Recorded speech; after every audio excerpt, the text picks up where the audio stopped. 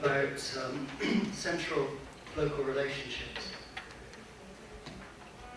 In the evening last night, early morning, I prepared some new slides that deal with central local relationships in China.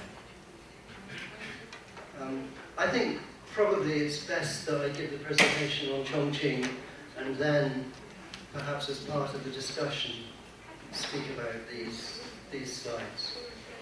All I'll say at this stage is that the Chinese state is a distinctive state system. I call it an elite consultative civilization state. As a civilization state, the government has a double goal. One is to modernize China's traditional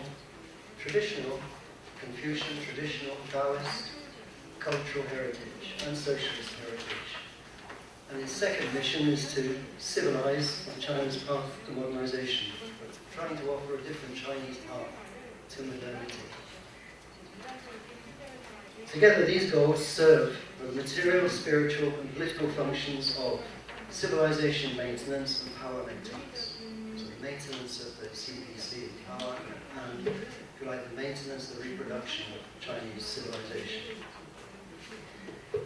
In the last 30 or more years, material progress, economic progress, has been an essential component of this dual strategy.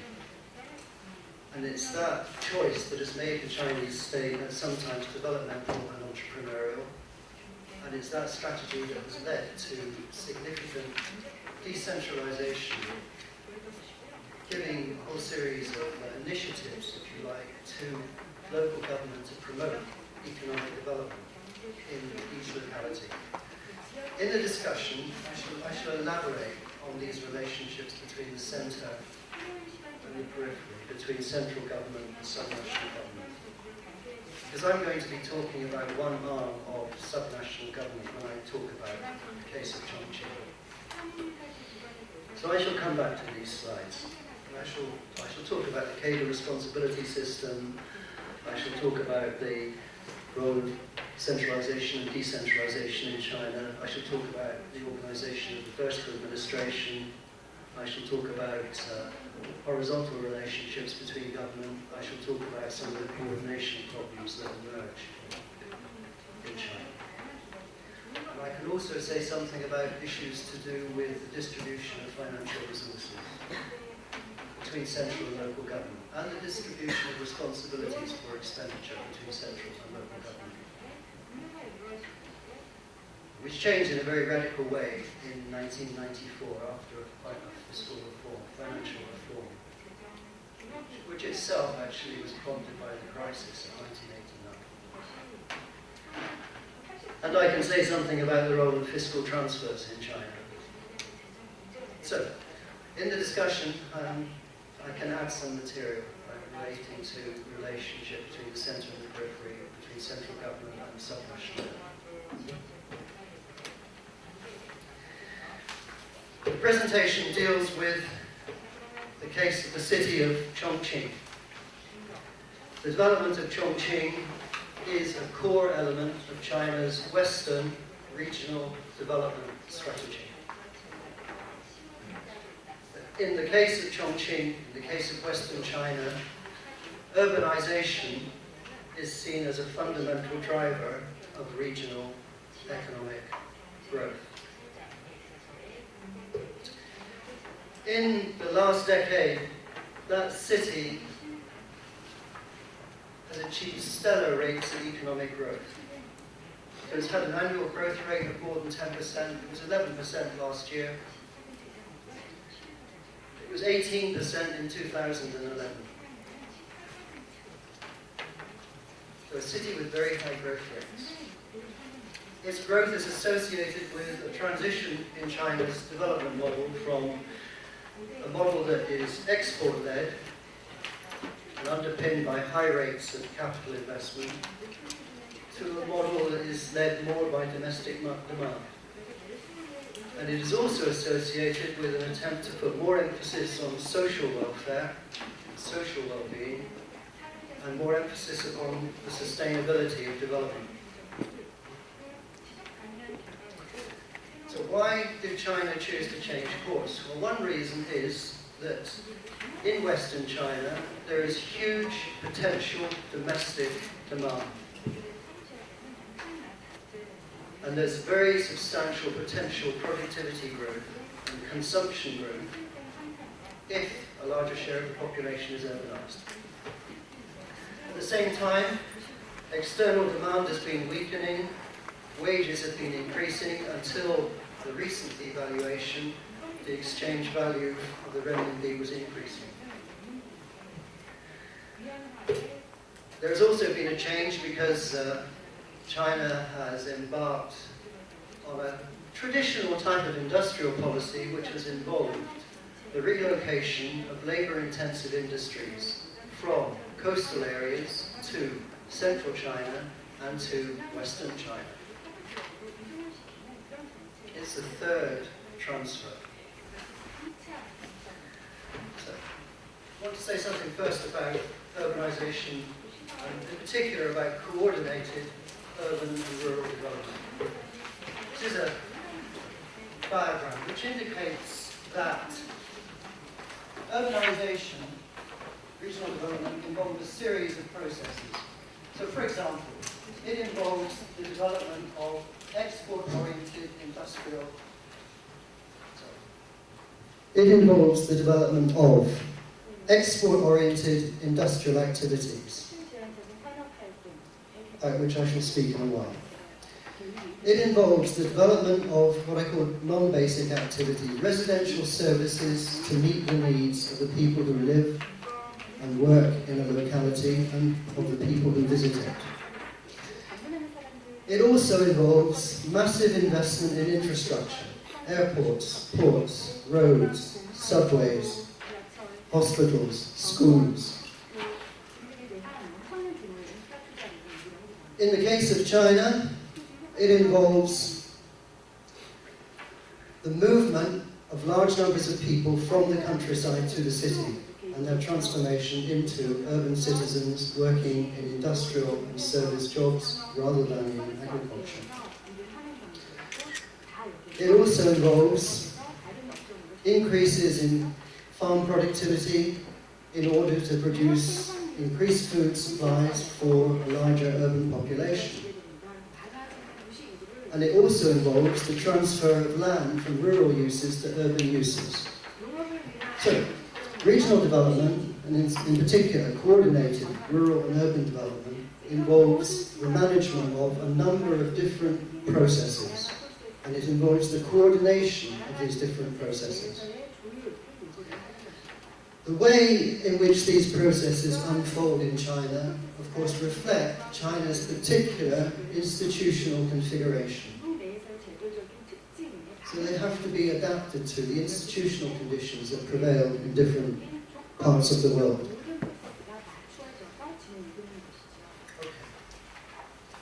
So, Chongqing was, amongst other things, the first new area in central and western China. I mentioned yesterday that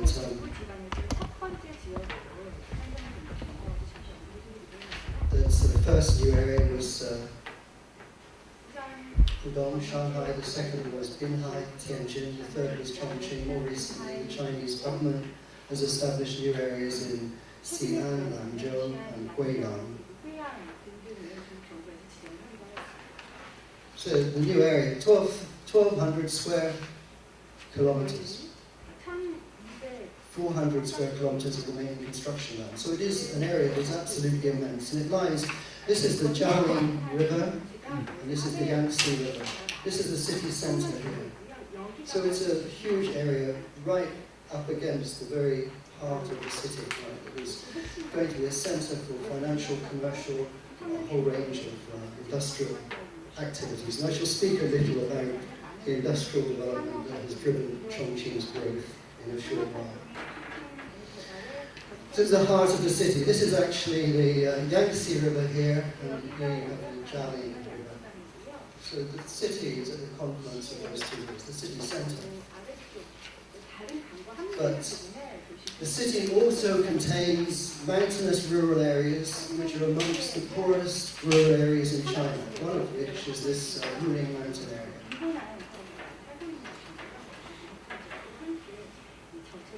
It's interesting. In this area, you go into every home and you see a picture of that. Basically, Chongqing is a city here.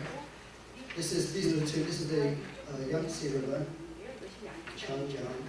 This is the Jialing. The center of the city is the confluence of the two rivers. So this is an urban zone. But it has two rural wings. One of them stretches along the Yangtze River, and the second one stretches southeast up into the Ruling Mountain area, which is here. The Ruling Mountain area actually crosses provincial borders. So it's, if you like, a city with two rural wings.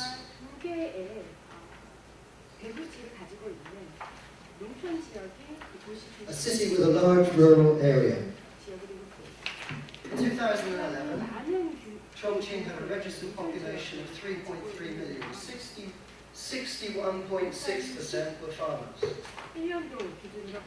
The 7.4 million of those rural people were not living and working in the countryside. They either moved to the East Coast to work in industrial and service activities on the East Coast, or they had moved to metropolitan Chongqing to work in Chongqing itself.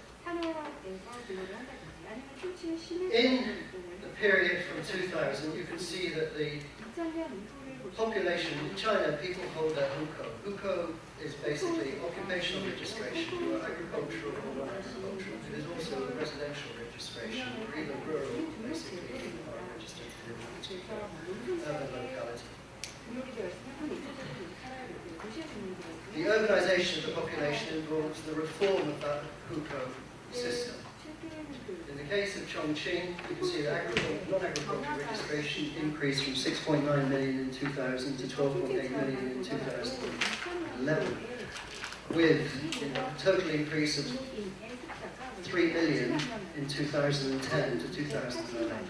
So one of the aspects of reform was actually a process of hukou reform under which rural people became urban citizens with urban social security rights. It was an area, if you like, of experimentation with hukou reform to see whether one could devise a model of hukou reform that could be generalized to other parts of China. It actually has two aims. One is to prevent the emergence of urban slums, sense of controlling the speed at which people move to and permanently reside in a city. And it's also intended to prevent the violation of farmers' interests. So in Chongqing, farmers can choose whether or not to apply for urban status. If they get urban status, they do not have to give up their rural rights to a residential plot and to contracted land. And they give it up, as I'll explain later, if they are compensated much better than people who must have been compensated for the loss of rural land. So there were 3 million moves, right? Those moves cost 180 to 240 billion yuan. One of the reasons why the speed at which people have acquired urban citizenship rights has been relatively limited is because urban governments have not been prepared to assume the costs of social security for those people who become urbanized. This slide, which you can read, explains how those costs are managed. The expectation is that the urbanization of the population will itself increase income. And that will lead to higher consumption expenditures. So that in the course of time, these investments, which are made by government and by employers, right, will actually pay for themselves.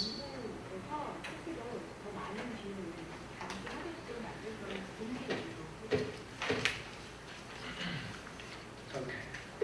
So, hukou reform is one aspect which enables an acceleration of people from rural areas to the city where they become local citizens. They're not simply part of a floating population. But in the past has gone to the coast, as well as to Chongqing, which now increasingly goes to Chongqing, finding employment in Chongqing itself. This is the economic growth of Chongqing. You can see the extraordinary increase here in gross domestic product, this black line here.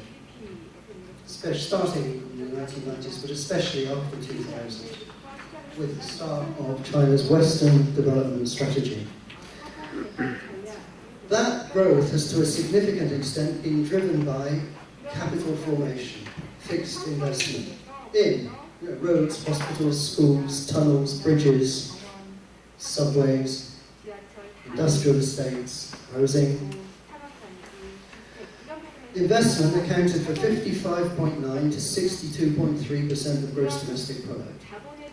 And with that growth, you can see the red line, government revenue also increased very substantially.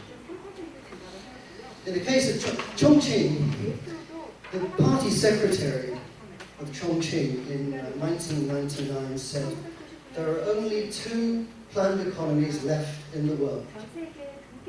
He said, one is North Korea, the second is Chongqing. So Chongqing was a city with a very high share of employment in state-owned enterprises, a number of which were bankrupt after the economic reforms of the 1990s. But its growth has been, its growth of investment has to a significant extent been driven by state-owned company investment. But you can also see growth in shareholding investment and then also a significant start of upturn here in foreign funded investment. Taiwanese companies in particular, and more recently also Korean companies. So in the case of Chongqing, I think you can argue that, I'll read this slide, that government-owned assets, if they're deployed efficiently through own profits, can actually contribute to social equity and people's livelihoods.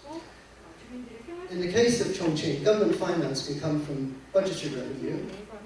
It can also, however, come from non-budgetary revenue that basically derives from the assignment of land to developers. So in China, land is publicly owned, but use rights to land are sold. So through the redevelopment of land, capturing the development gain and selling the use rights to developers or to industrialists, the government can acquire substantial sums of money which it can use to invest in infrastructure and also to invest in social services. So basically, in the case of Chongqing, but also in every other Chinese city, governments use market appreciation in the value of development land to acquire revenue to fund infrastructure and services. And it helps explain the high investment rate. In Chongqing, much of this state-led investment has been undertaken by 8 competitive, market-oriented, state-owned enterprises, which were taken out of bankruptcy by the city in about 2002, under the city's current mayor, Huang Qifan, who went to the city as the deputy mayor from Shanghai in 2002. So these companies invest massively in transport infrastructure, energy, water, industrial, commercial real estate, and public housing. And they're major tax contributors. At present, they contribute 15 to 20% of their profits to Chongqing municipal government. And the municipal government wants, in the course of time, to receive 30%. These investments include public housing. So Chongqing embarked, and it's also a national program now, on a program to provide cheap housing to meet social needs, to reduce wage costs and to attract the workforce. It also builds dormitories. So the companies that move to Chongqing do not have to provide dormitories to the workers. The dormitories are provided by the city government. They plan to construct 40 million square meters in 3 years, like 10 million completed in the first year. And again, all of these projects are basically designed to pay for themselves. Right? So there's some commercial space. A third of the apartments can be sold after 5 years, but there are restrictions on resale. And the rents cover maintenance and the construction costs and the costs of the loans that are taken out in order to finance these public housing programs. So it's an instance of what I spoke about yesterday when I explained how James Mead, the Nobel Prize-winning economist, had argued that there is a case for a situation in which governments are not made to rely simply on taxation and debt to finance investment and consumption. That in many cases, if government has assets that are used efficiently in order to generate revenue, that these revenues can contribute significantly to regional and local development. So you could say that China has a sufficiently large state investment sector such that it can raise and lower effective demand without a system of administrative planning. So another process, alongside infrastructure provision, is the conversion of land to urban use. In China, China has 20% of the world's population. It has 5% of the world's arable land. 5% of water resources, 5% of forest resources. So it lacks resources. So, in China, the government has basically set a red line beneath which the amount of arable land cannot fall. So there are very, very strong measures protecting arable land, trying to preserve adequate amounts of arable land to ensure food security. But at the same time, if you urbanize, then obviously you need to transfer land from rural to urban uses, and much of the land in major cities is high productivity agricultural land. In China at present, most farmland is actually divided, allocated to rural households, equal, and the amounts depend upon the size of the household. Generally speaking, many of these holdings are very small. So, if a part of the population, right, if say 50% of the rural population is urbanized, then you can start to reassign farmland. So one of the processes that is going on is one that is associated with a reassignment of farmland to try to improve and increase agricultural productivity so that a smaller rural population can support a larger urban population. Now, when people move to the city, if their farmland is ultimately reallocated, a question remains as to what happens to their residential plot. I told you already that in China the government has a strict limit on the level below which the amount of arable land can fall. They also give every administration a target each year telling them how much land they can convert from rural to urban use. But the government has introduced a provision which is basically, if you recover land for agricultural use somewhere else, you can actually increase the amount of land that you convert to urban use on the edge of the city. So in Chongqing, they've then introduced a policy to try to enable those people who move from rural to urban life to take advantage, if you like, of the recovery of their former residential plot for arable production.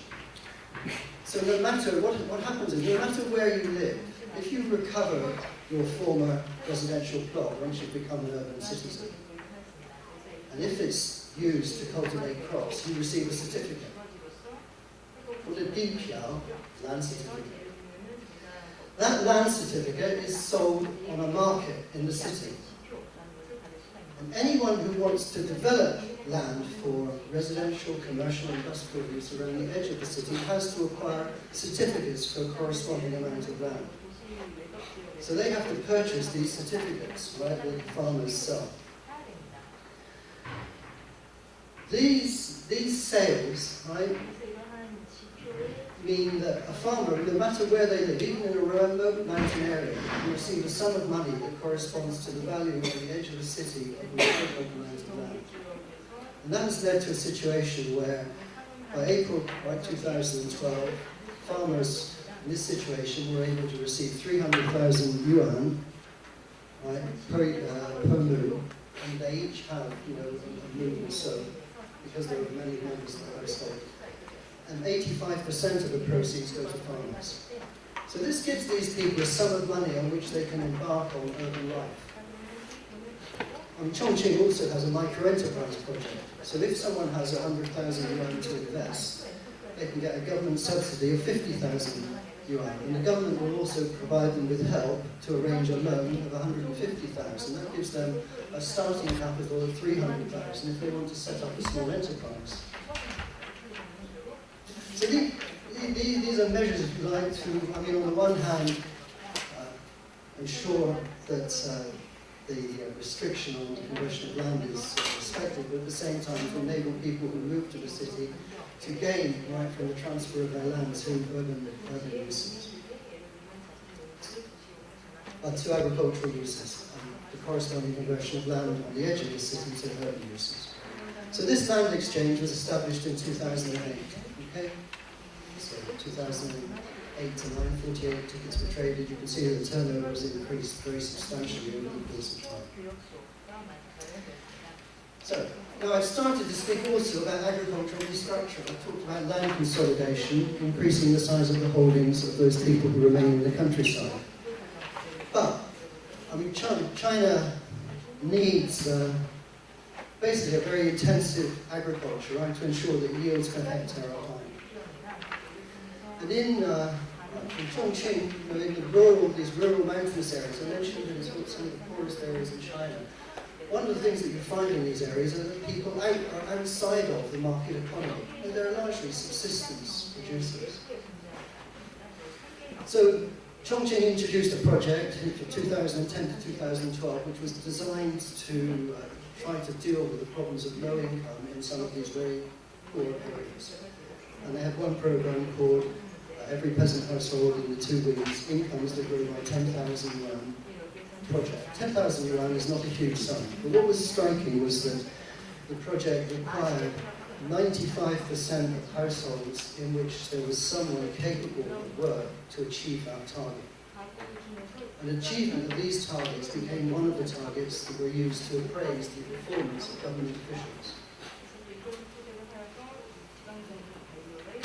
So this is an instance, if you like, of the way in which you can lead. This led to all sorts of air projects, for sort of growing chickens in the forest that are then sold to these flagship enterprises that then process these chickens and then sell the chicken in urban markets and so on. So they're associated with a whole series of rural development projects that are designed to raise rural income and also designed to increase urban food supply. Then Chongqing has also, embarked on rapid industrialization. This chart just indicates the speed of increase of value added in a whole series of industrial sectors.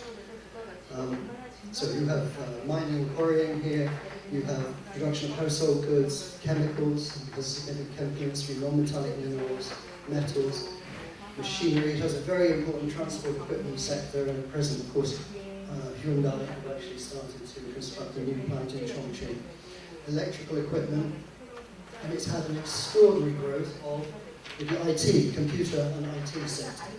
So across a whole series of industrial sectors, we've seen very strong industrial growth. Chongqing has a strategy for developing 6+1 pillar industries. And of these pillar industries, information technology was one. And it was a sector that was not significantly present in the city at all until about 2008. In 2008, Hewlett-Packard established a global testing center. By 2013, 4 brand name manufacturers, Hewlett-Packard, Toshiba, Asus, 6 original equipment manufacturers, Foxconn, Quanta, Inventec, Pegatron, Wistron, Compal, and 864 suppliers, We're producing 52 million notebook computers in Chongqing. That's 25% of world output.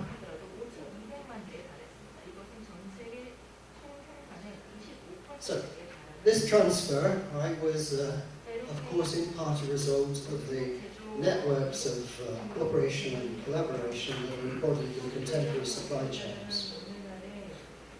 And the capacity, if you like, of Chongqing municipal government, right, to encourage the brand name manufacturers and the OEMs to move.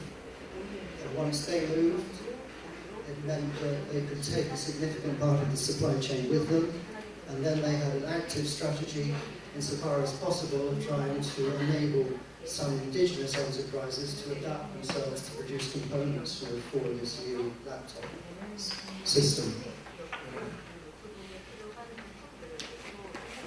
So, in a sense, it reflects, let's say on this slide, it reflects the capacity of Chongqing municipal government with central state support to create and shape markets. They, for example, guarantee a certain volume of sales of laptop computers to the city government, to when Hewlett-Packard initially moved, to create Marshall, Arrow, Roma externalities. These externalities are largely internal to the supply chain. To create Jacobs externalities through the investment in infrastructure, through the support of the development of the workforce, through the training system and so on. And these basically drove down costs. They gave companies support with logistic costs. They paid the additional logistic costs of suppliers who moved for 2 years. Right? If they started to relocate to Chongqing, but still needed to bring components from their earlier locations on the coast, either in Guangdong or in Jiangsu province.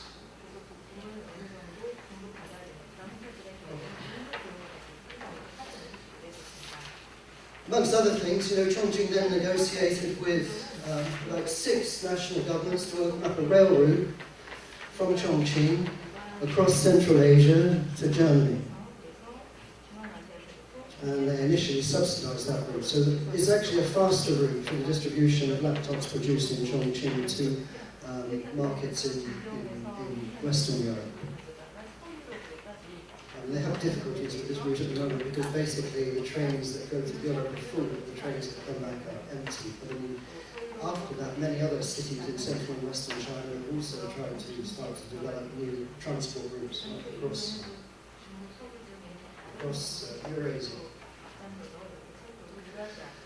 So you can see that in order, to promote this industrial development, Chongqing had to act on a number of fronts to coordinate, urban and rural development. As far as its success in attracting these investments, you can say that there were a number of mechanisms at work, which are quite close in many ways to traditional regional policy. Chongqing has established cluster synergies as a result of supply chain strategies that ensure that inputs are available locally. You have good quality infrastructure. You have very good road, rail, air, water, air transport. And these transport investments reduce logistic costs. Wage costs are low. 1, because it's drawing on migrants from the rural hinterland. 2, because it provides inexpensive housing. So money wages are low, but real wages are as high as those on the East Coast. So hukou reform, public housing, relieve companies of the responsibilities borne on the East Coast for welfare, health, education, and accommodation of the workforce, although it does affect employers' social contributions. So, a whole series of vocational training schools. People studying in those vocational training schools are expected to undertake programs of work experience in the factories. So a series of actions to support the development of the workforce. The establishment of industrial development zones, free trade zones for export-oriented enterprises, although in the course of time the aim is that 70% of the output of Chongqing should be directed at an expanding, potentially huge domestic market. And then companies get government assistance from tax benefits, 15% income tax rate for corporations in Western China, the whole of Western China. Low interest loans, cheap land, inexpensive or free energy, assistance with China's complex regulatory procedures, aid with the recruitment of talented people. Of these many actions, one that the mayor, Huang Qifang, considers the most important is Chongqing's control of real estate prices. House prices in Chongqing are relatively low. So the Chongqing municipal government controls land prices. Right? They have a regulation that stipulates the relationship between land prices and house prices. And to some extent, they control the price at which land is leased to developers. And therefore, by virtue of that, they can control the price at which those houses are then sold to the people who purchase them. They also stipulate that real estate investment cannot exceed 30% of fixed assets investment in order to make sure that there is adequate investment in things like schools, hospitals, roads, and other things of necessary infrastructure. And as I mentioned, housing policies and construction dormitories for workers that ensure, again, low money wages, but real wages that match those on the East Coast. Many of the technicians, by the way, are people that were trained in Chongqing universities, but that did not in the past find work locally, but went to the coast in order to secure employment. Okay, so I've talked about regional development in a way which is perhaps relatively wide in the sense that it is associated with the idea that regional development involves a series of interrelated and coordinated policies and interrelated and coordinated transformations.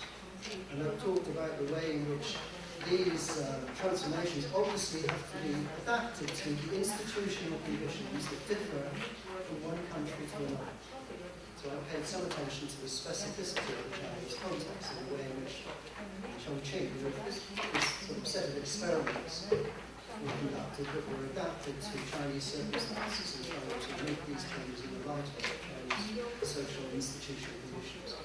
And I've also said a little about why this city was relatively successful, and they're paying a lot of attention to the success they've had in providing housing and other types of infrastructure, and the way in which these have contributed very significantly to driving down costs and increasing the attractiveness of that locality to the companies that were chosen for investing in China.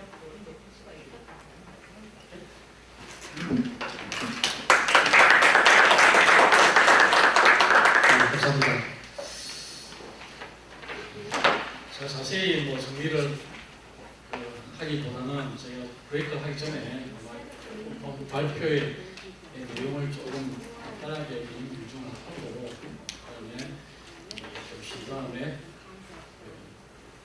토론에 들어가도록 하겠습니다. 아마 다른 것들 자세한 내용들은 구체적인 내용도 있지만 제 생각에 저희들 토론의 초점은 중견이죠. 총칭 모델에 일단 초점이 좀 되지 않나 발표 내용도 있을 때 제가 봤을 때 이렇게 지금 이 총칭 모델의 성격을 한 3가지 정도로 그리고 그것을 지금 내게 함의가 있는 성격을 3가지 정도로 보시겠습니다. 어제 발표랑 우리 저기 던포드 교수님 발표는 충분히 관련되어 있는데 바로 기업 경제, 지역 발전의 어떤 모델로서 신자유주의에 의해서 배기되었던 그렇지만 우리가 과거부터 진행되어왔던 스테이트 인베스트먼트 드리븐 어떤 폴리시나 수요이긴 하지만 그 수요를 창출하기 위해서는 과거의 중앙정부, 과거의 복지국가 시절에 있던 중앙정부 역할이었던 스테이트 인베스트먼트 드리븐 어떤 폴리시의 중요성을 것이었다. 정식 모델의 특징은 지역 발전 수단으로서의 중앙정부 역할들, 혹은 스테이트 인베스트먼트 역할들이 좀 더 강조되어야 되겠다. 또 두 번째로는 우리 지금 경제학이나 경제 발전에서 가장 중요한 질문이 있어 최근에 우리가 시작되는 것들인데 지금까지 우리는 경제 성장과 복지를 상당히 좀 배타적인 프로세스로 보았다는 것이죠. 경제 성장을 하면 복지는 희생이 되는 것이고 복지에 집중하면 경제성이 희생되는 것이다. 보는데 그것이 아니다. 이제 서로 상생적인 관계가 있을 수 있다.